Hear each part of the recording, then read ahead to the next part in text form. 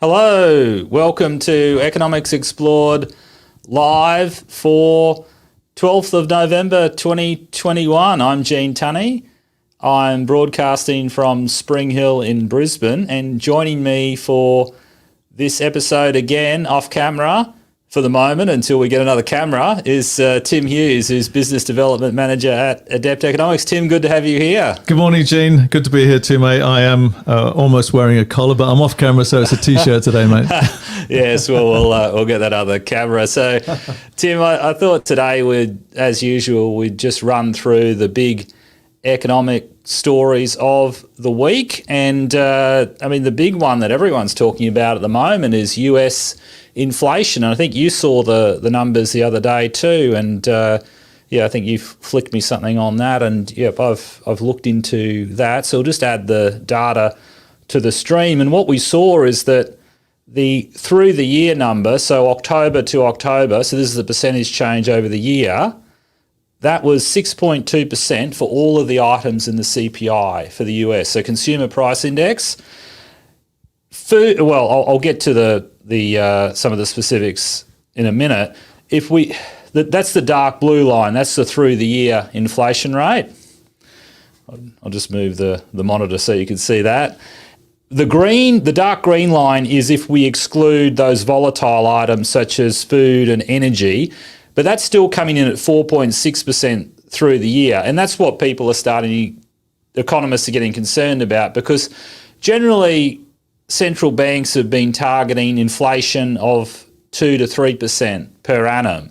And now we're talking about a core measure of inflation for the US, so this all items excluding food and energy, that's coming in 4.5% to 5%. So that's a high rate, still lower than it has been at the peaks historically. If you see those huge rates we had the US had in the early 80s, and we had high inflation at that time too, and also in England had very high inflation, and that's what essentially prompted Thatcher to come in with her monetarist policies.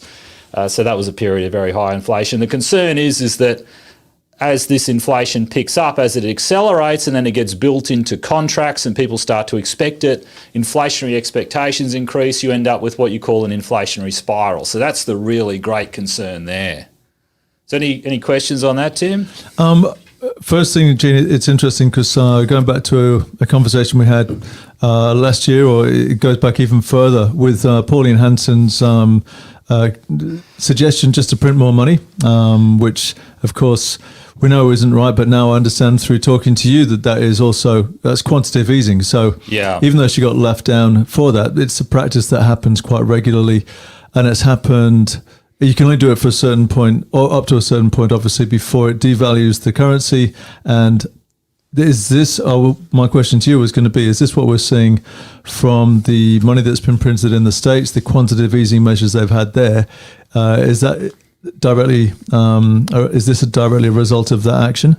It's related to it for sure. It's part of the story. Yeah. Look, there are some specific factors in specific sectors that are driving it too. This is where it's difficult to know. I mean, from economic theory and from economic history, we know that there is this very strong link between growth in money supply and the price level. So growth in money leading to inflation over the longer term. In the short term, it's less precise, it's less of a strong linkage, but we would suspect that the growth in money has got a lot to do with it. So that's right. There are some specific factors, such as what's happening with oil, for example. So let me show you the next chart. The BLS, so the US Bureau of Labor Statistics, they've got a really handy drill down on their website. So if you go onto the BLS site, they have a chart that shows the different categories, and you can see that on the screen now. So all items, so that's the through the year number, the 12-month percentage change that comes in at 6.2%.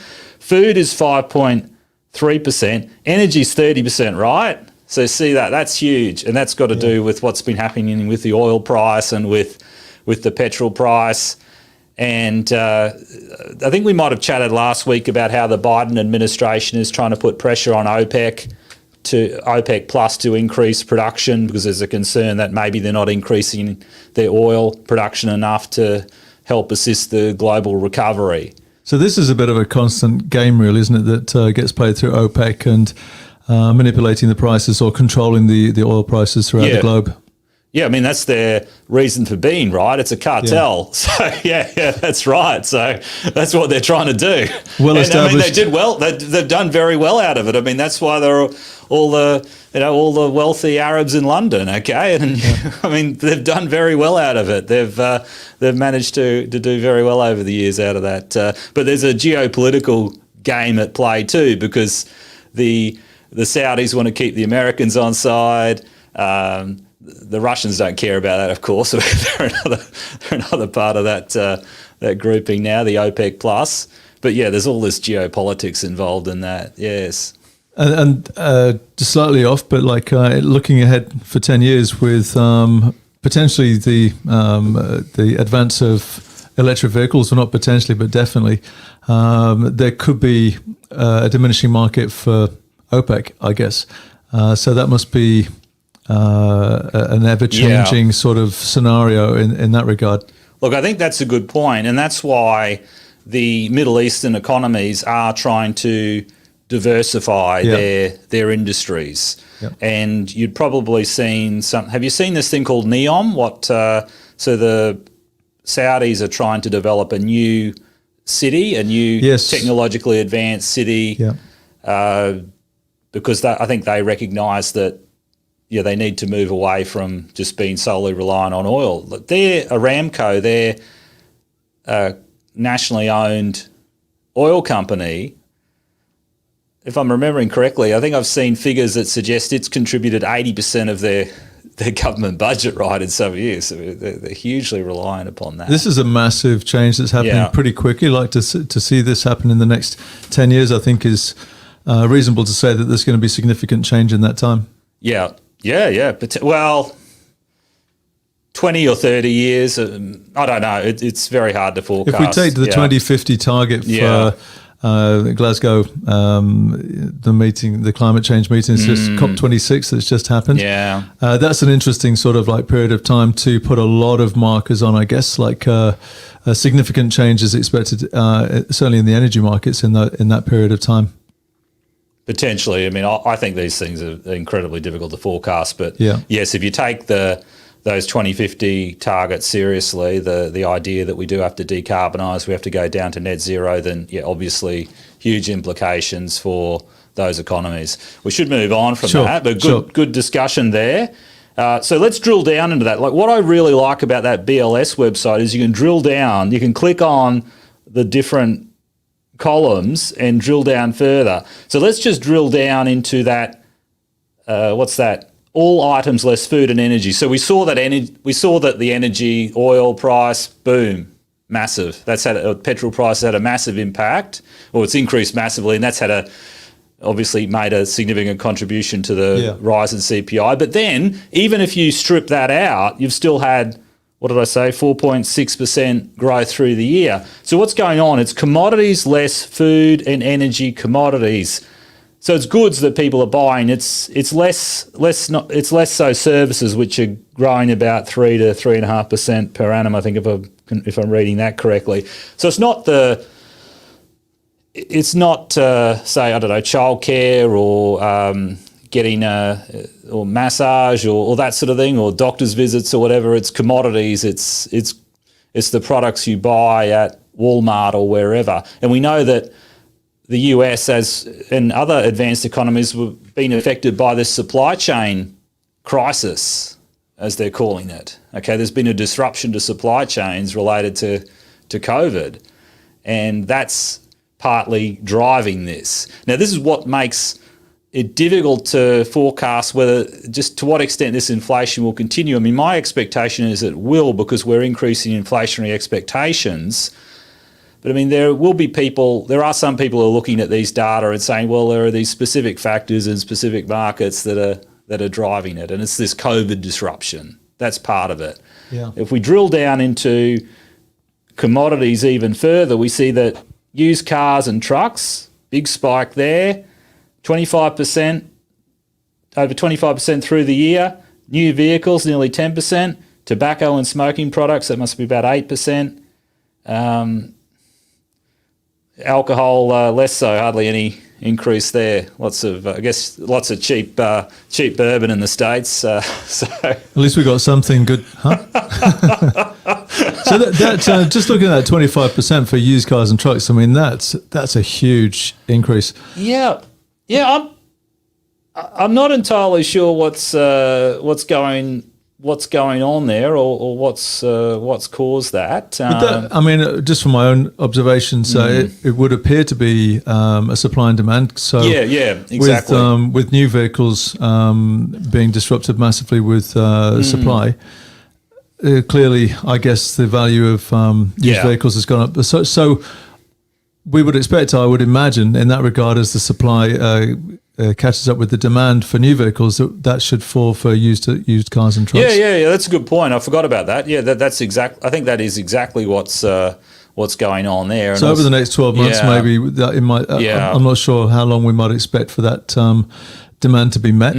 But at some point, it will be, I guess. Yeah. That's a good point. I might try and track down some references on what's happening in the States, but that's a very good point.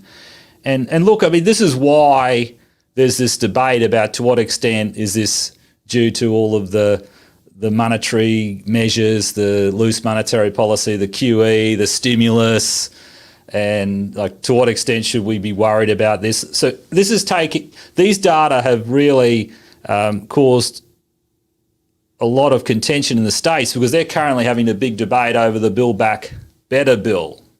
So this is the bill that the Democrats want to get through Congress.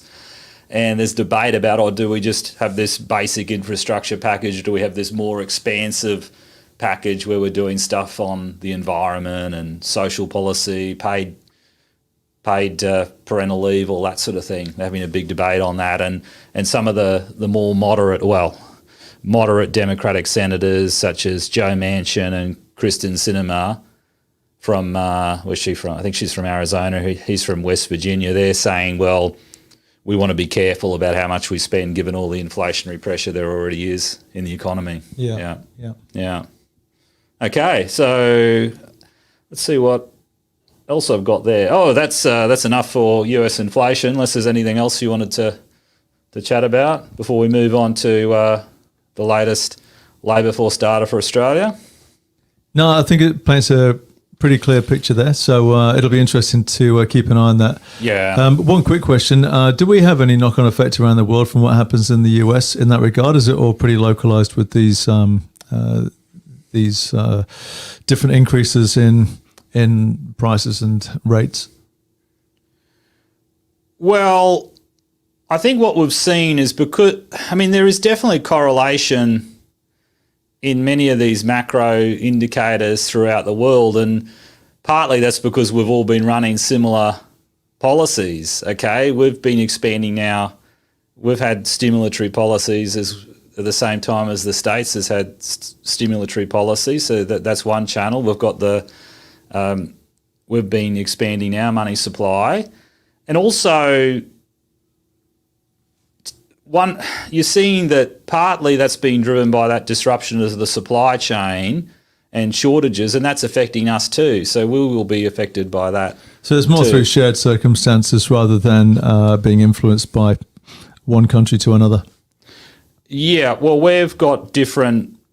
Yeah, I mean, theoretically,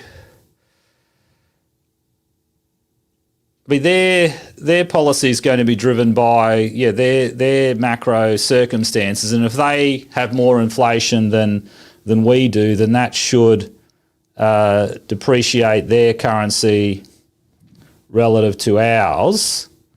I'll have to come back to you on that, Tim. But I mean, my feeling is that it's going to be through those correlation of circumstances of policies. Yeah. I mean, there are linkages with trade. I mean, trade's one aspect of it. So if the whole global economy if there's a demand shock globally and that's increasing demand globally, then that will spill over to Australia to some extent. So there's that sort of thing, and the supply shortage is affecting economies around the world. Yeah.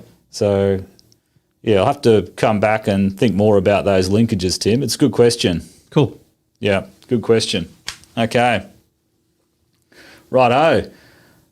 unemployment rate seasonally adjusted. So this was the latest labour force data for Australia that the ABS released yesterday for the month of October. And what we've seen there is that the Australian unemployment rate is starting to show the impacts of those lockdowns, and because we see increases in unemployment in New South Wales and Victoria.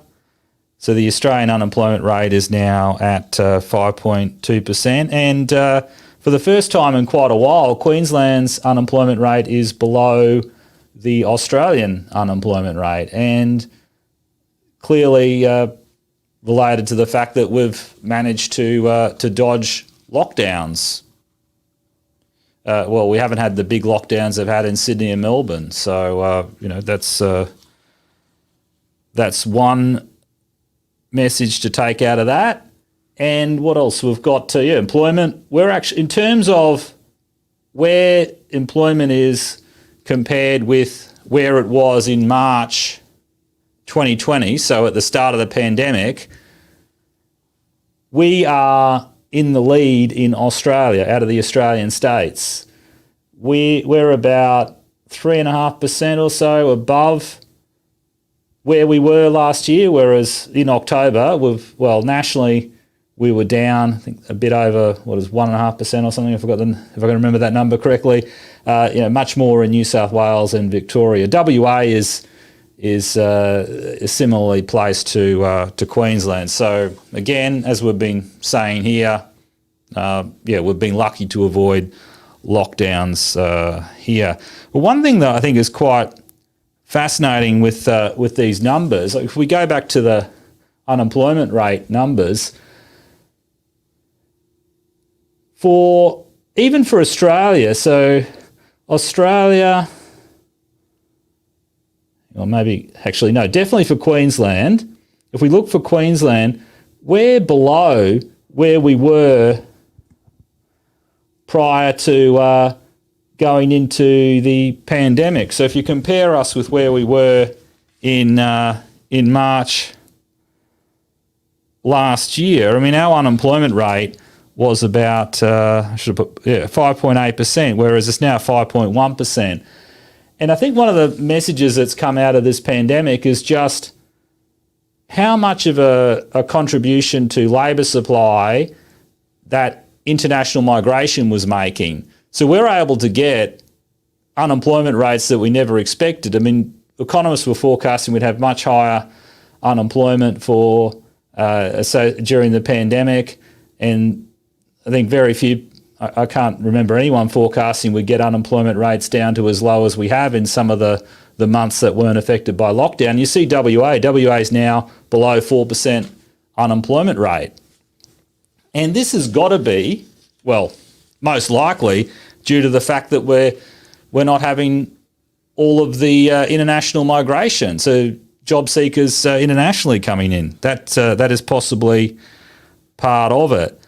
And this is, I think that's probably surprised quite a few people, because one of the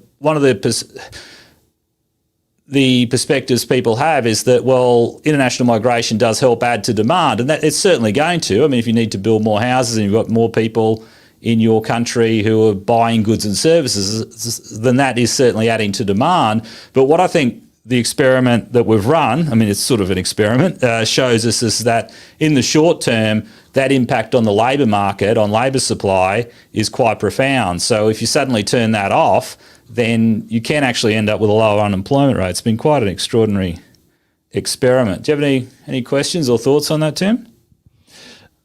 Just actually, I was getting sidetracked a little bit. It's got me thinking about what we talked about before with sustainable contraction. So it's interesting seeing these figures, and if they're buoyed by, for instance, things like people getting employed with helping out on the farms, with harvest seasons, and jobs that are traditionally done with backpackers and people like that, where of course we've got very few of those in the country now, apart from some poor people who haven't been able to get out and haven't been supported while they've been here. So I would imagine these figures are getting buoyed by the fact that those kind of jobs are being taken by locals, which is great. And that would affect the figures. And I would have imagined that once the borders are open and the backpackers can come back in, then those figures would obviously get impacted back the other way. Yeah, exactly. So it'll be interesting to see how that changes when we do start to get travellers back to our shores. Exactly. So I think what will be fascinating is to what extent we end up having a debate or a conversation in Australia about the optimal level of population or the optimal rate of population growth. And this is something that people like Peter Credlin on Sky have been calling for a while. Judith Sloan, the Australian commentator, economist, they've been saying that, well, we possibly have been running immigration at too high a rate. I mean, no one's saying let's not have immigration, because immigration certainly I think it's beneficial on balance to the community. Yeah. However, there's a question about how the rate at which we bring new people in and what impact that has on our ability to deliver services and infrastructure. Yeah, and that was my reference to sustainable contraction, because it's something that I haven't heard that term anywhere else. It just came up in our conversation sometime last year. But it is addressing that fact of, like, we're all used to the growth mindset and everything growing more and more and more, whereas like with the globe on a macro sort of level, we're going to be looking at things leveling out or diminishing. And so we were talking in terms at the time of like, well, how does that look? How do we deal with that in a good, healthy way, in a sustainable way? So that sustainable leveling or contraction, and what does that look like to be able to minimize something, slowing the rate down and still keeping it healthy, whether it's a business or a demand, etc. Yeah, well, I think that's what the discussion's going to be about. It's how can we adjust that rate so it's like it was running about 250,000 additional Australians each year, and in some years it was even higher than that. So you're importing, another Toowoomba and another Warwick or whatever. I mean, that's a lot of people additional. Which needs infrastructure, of course. Exactly, and I know that's been a contentious issue on the Gold Coast, with huge growth, but it's been debatable as to whether the infrastructure is there to support it. But that's going to be the same the world over, I guess. But some places that you see, certainly in America and around the world, where certainly inland cities, I guess the same can be said for Australia. Inland parts of Australia have had a lot of people leave to head towards the coast, which is, you have the big cities that attract people, and that's a worldwide phenomenon as well, I think, where people leave the country and go to the cities. And so how does that play out then for the rural areas? And who knows, like with the internet and more available workplaces from people working from home and remotely, that might, you would imagine, encourage people to live in these rural areas, which are becoming more viable as the real estate prices go up in the cities. And I'm getting on a tangent here, but I guess it's all connected in how that contraction and expansion works. Yeah, I think everything with the economy, like everything's connected. The question is, to what extent are these things connected? And so some impacts are going to be more direct, some more indirect, and therefore not as strong a linkage. But with a global population that's potentially leveling out, there's by 2050, which fits in with still that. Growing. So that marker of 2050 is actually even more significant if we sort of like put that kind of course, we spoke about before about the expectation that it would be around the 10 billion mark, and it would take another 50 years, I think, for it to reach 11 billion. So the acceleration in population is expected to level out. Oh, that's right. That's correct. Because more countries, as they become developed, they go through what's called a demographic transition, where families have fewer children. So you really see that. So instead of having, you look at some of the emerging economies, or ones that very emerging. So if you look at some of the Pacific Island nations, then you've got fertility rates of six children per woman, right? Yeah. I don't know, maybe PNG or Timor, maybe East Timor had that. I remember seeing those figures years ago. Yeah. But it sort of puts a different spin on, we should be, I guess, more used to having sustainable charts where we're used to seeing everything grow. And of course, with financial markets and everything, they're always up and down. But like with the population growth, as it's always been, it'll be the first time in human history, I guess, that we can expect that to level out. So it's quite a remarkable time to be around. And so to talk in terms of sustainability, I think takes on a new meaning when we look at the population sort of leveling out. Does that make sense? Yes, but I think that's still a few decades away, because the population is currently under 8 billion worldwide, and we know it's probably going to get up to around 10 billion by 2050, if I'm remembering that correctly. And about 11 billion by 2100. Yeah. So certainly a leveling out. But I am getting off topic here, but it's going to be a fascinating 3 decades. Yeah, exactly. Okay, well, let's chat quickly about Evergrande before we wrap up. So the big Chinese property development business that keeps surviving, keeps finding money somehow to pay the bills that it needs to, so it doesn't default. And I mean, everyone's worried about what this is going to mean for the Chinese financial system and the economy. I mean, I think it's very difficult to forecast. But look, long term, well, I guess I am concerned about the Chinese economy just because of the heavy level of state intervention that they've had. I mean, they've done a lot of really good things. I mean, their economic growth over the last 40 years and the transition of so many people from rural areas to urban areas, and hundreds of millions of people leaving poverty, that's been amazing. And that's been related to embracing market-based reforms, so moving away from the former communist system. But they do still have a lot of state direction in their economy and lots of cronyism, and it's hard for outsiders, I think, unless you're a China expert and know Chinese, it's hard to figure out exactly what's going on. But potentially it is very risky. I know that a lot of people are concerned about it, commentators internationally. One of the new bits of news that's come out is just about how much, financial markets are jittery.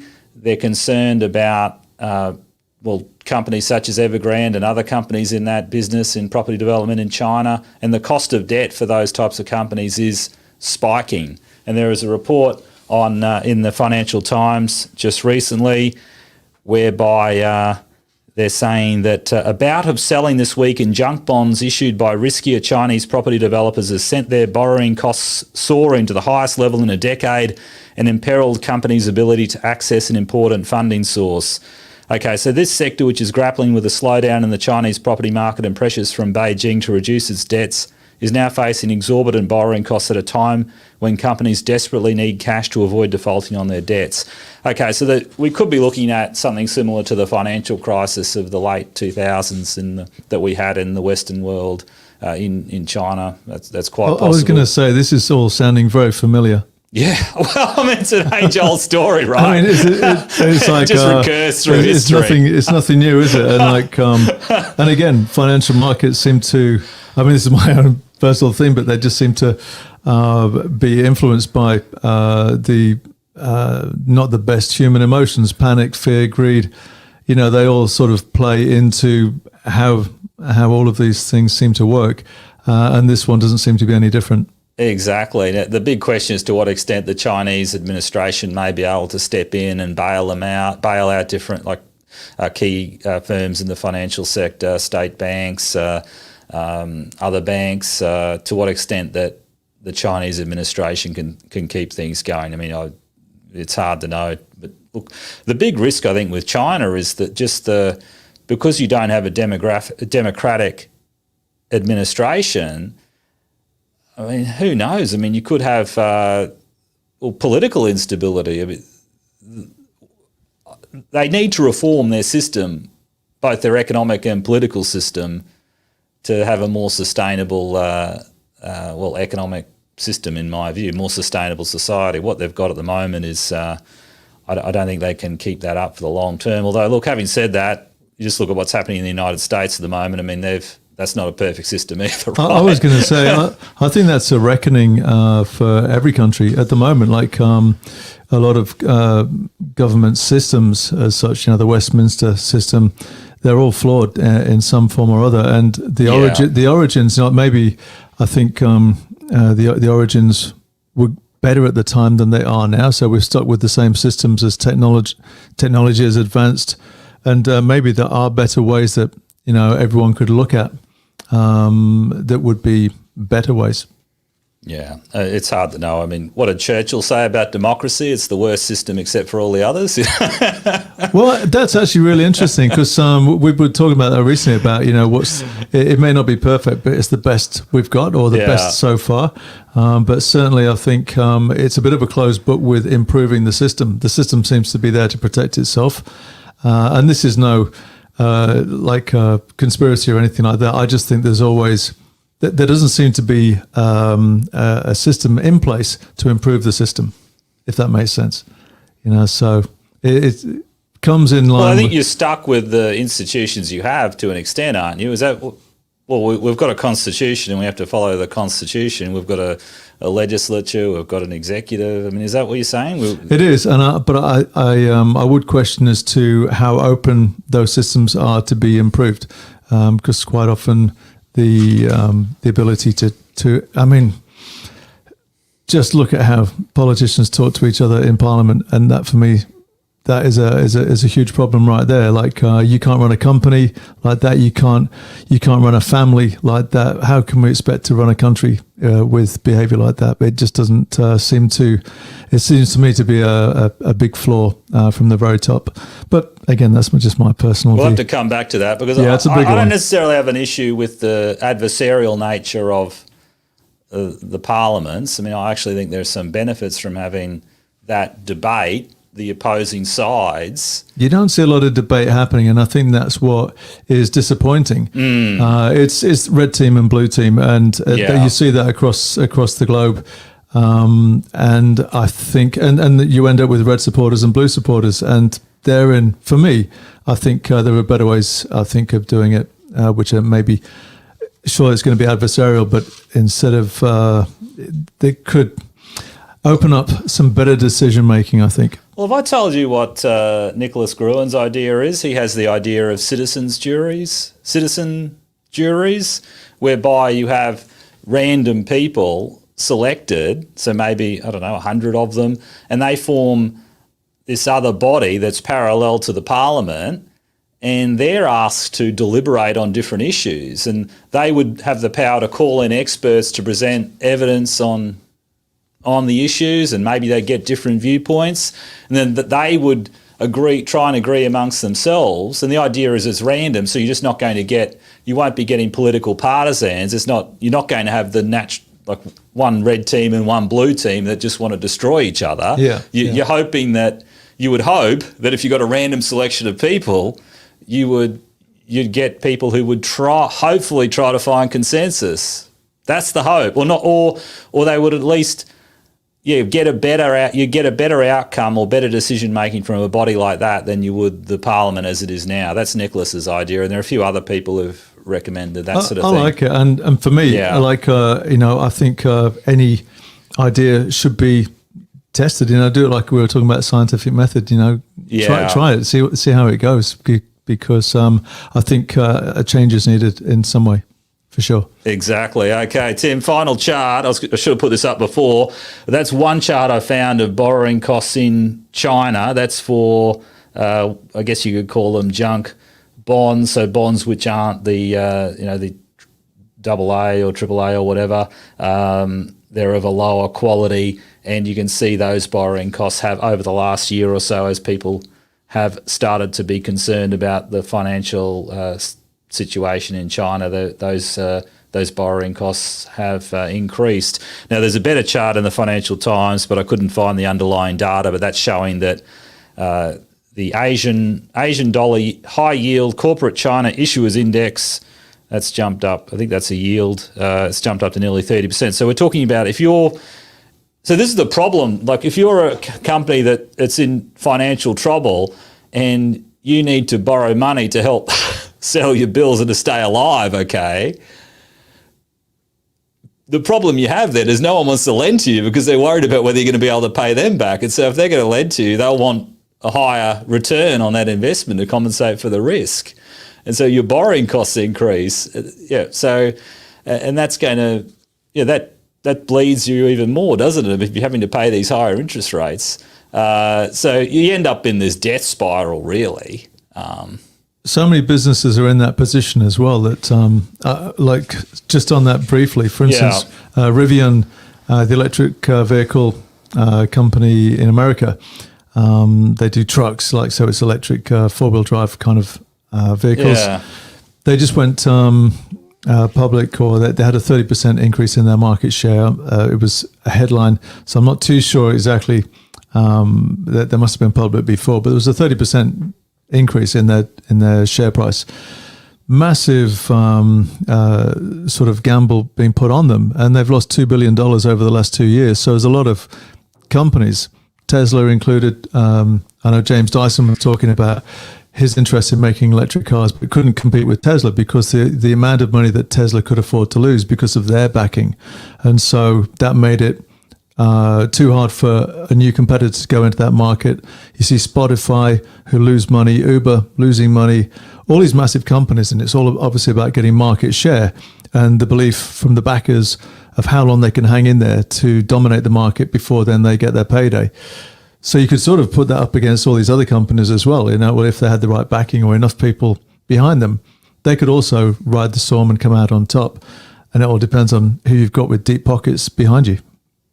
Yeah. I guess the problem with say property development is that, I mean, what you have these people just wake up. I mean, there was a narrative that was existing and people were thinking, oh, the economy's growing and therefore it's sensible that we're building all of these apartment buildings, all this commercial office space. But then people eventually realise, oh, hang on, we've built way too much for the underlying demand. I mean, supply and demand at the end of the day. How are this company going to sell any of these? How are they going to make any money out of this? This is a real dog. So the story just changes.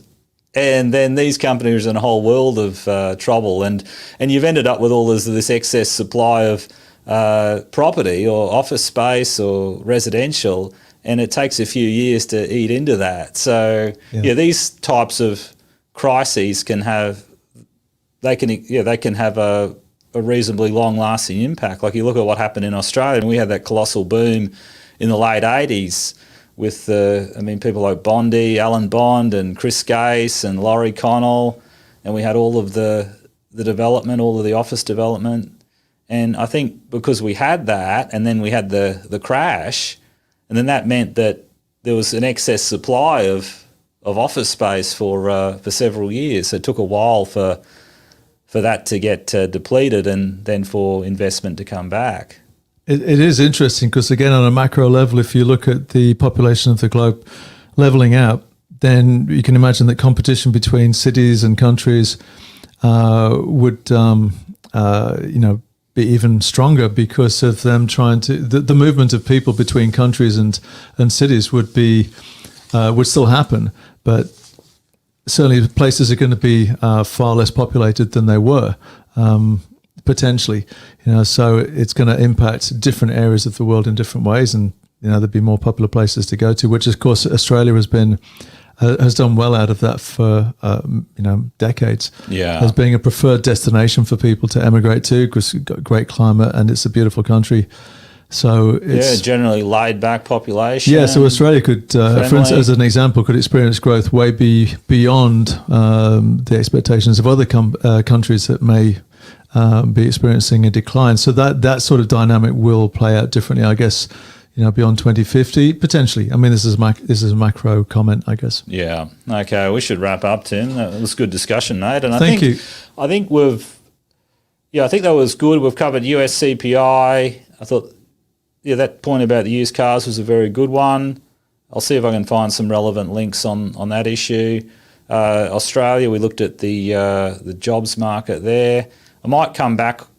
We might have another chat about those international linkages and to what extent we do have the inflation correlated Yeah. across economies and what's exactly is driving that beyond just the general correlation in macroeconomic conditions and central bank policies, which is obviously an important part of it. We might come back to that. That was a good question. Anything else, Tim, before we wrap up? No, just briefly. I know I do get off topic, so but I will give a plug here for the Brisbane Dialogues. So there is a talk at the Princess Theatre in Brisbane, in Wollongabba in Brisbane, on the 22nd of November, and it's the subject is how to fix democracy. So engaging in curious talks or interesting talks of different perspectives on different subjects, and this latest one, which we touched on, I guess, was how to fix democracy,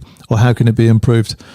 So anybody in Brisbane who'd like to come along, please do. And if not, just watch this space, because there'll be more interesting conversations coming from the Brisbane Dialogues and Queensland Talks. Very good, Tim. I might need you to give me some notice on that next time, Tim. Sorry, I just threw it in as a plug. I do apologise. It was an unpaid plug, but I realised because we touched on it sort of accidentally. But it's a pervasive conversation. I don't know about you, but it comes up a lot because and I know that we talk about this a lot. It's like, how do you have better discussions and make better decisions, I guess. And of course, being well informed from not just the sources that you want to hear to support your own theories, confirmation bias and the like, but to get a well-informed picture of everyone's perspectives and input, and hopefully being able to, from that, come to better decisions. Yeah, absolutely. So how do we find that? Just Google Brisbane Dialogues. The Brisbane Dialogues, it'll be on the Princess Theatre as well. But the Brisbane Dialogues, there's a lot of advertising at the moment in Brisbane through Goa, who've kindly given us some space on Wednesday. So every Wednesday between now and Christmas, I believe, we've got some wonderful advertising going up about the Brisbane Dialogues. And it is just about engaging and talking in a respectful space, to be okay in having people you might not necessarily agree with, but just to have better discussions. Absolutely. Okay, Tim, that's a great note to end on. I think we should wrap up, but I'll see if I can put a link in the show notes when I put this on my blog, Queensland Economy Watch, and on economicsexplored.com. I'll put a link to Brisbane Dialogue. So cool. Thanks for your participating in the chat, Tim, and thanks everyone for watching. If you're watching, really appreciate it, and send through any comments, so you can send them to contact@economicsexplored.com. Okay, thanks for watching, and see you next week.